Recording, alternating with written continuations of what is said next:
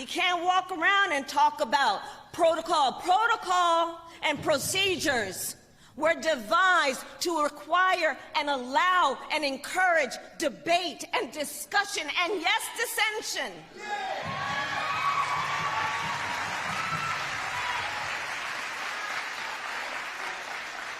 But these so-called leaders tried to shut it down instead.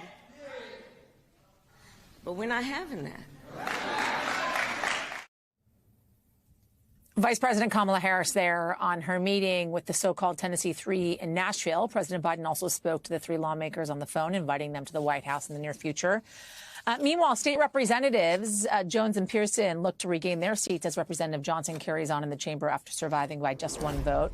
Adrienne Shropshire is the executive director of Black PAC, and she joins me now. Adrienne, thanks for joining us on this. We appreciate it. So you got lawmakers, even journalists, right? In Tennessee, they said it is just the latest in a pattern by state Republicans targeting the Black community. What has this pattern been? Yeah, well, I think that we can broaden it out a little bit because I think that we know that this is very on brand for the modern Republican Party. And so when we think back to President Obama's election in 2008 and the subsequent voter suppression laws that we saw happen across multiple states and that are still being debated in states today. We saw just after the Georgia runoff election this year, we saw Georgia, the state of Georgia, reintroduce additional restrictions on voter participation. And so, yes, Tennessee is no different. In 2018, there was a massive effort to both register and turn out Black voters. The Tennessee Black Voter Project registered over 60,000 Black voters. And in the aftermath of that, what we saw was the Tennessee legislature attempt to criminalize organizations for registering voters. We saw, obviously, significant gerrymandering, including splitting up Nashville's congressional seat. We see now the takeover of the Nashville City Council and their economic assets. And obviously now we see this incredible attack on democracy with the removal of these two young men from their seats. So let's talk about what can be done by your organization specifically, right? Justin Jones expected to be appointed back to his seat by the Nashville Council. Both he and Justin Pearson also are eligible to regain their seats through a special election, right, to fill the vacancies. What is your organization going to do in getting behind them and making sure they're both reinstated?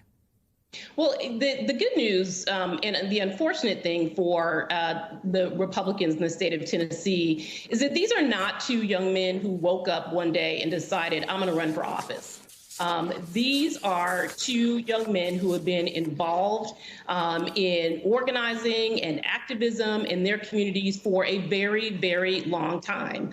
And the important point here is that they themselves are organizers.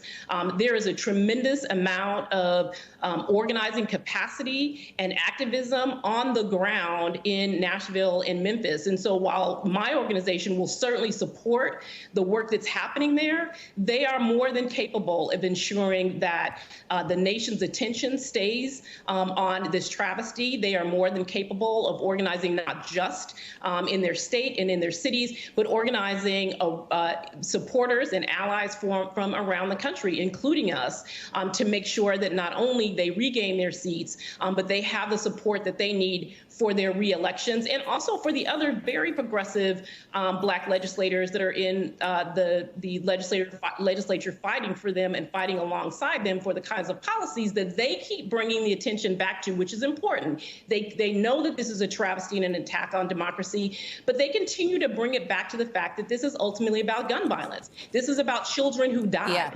And Republicans' response to gun violence and the death of children is to engage in racism and to put on display for the entire nation and the entire world the kinds of racist governance that happens in the state of Tennessee.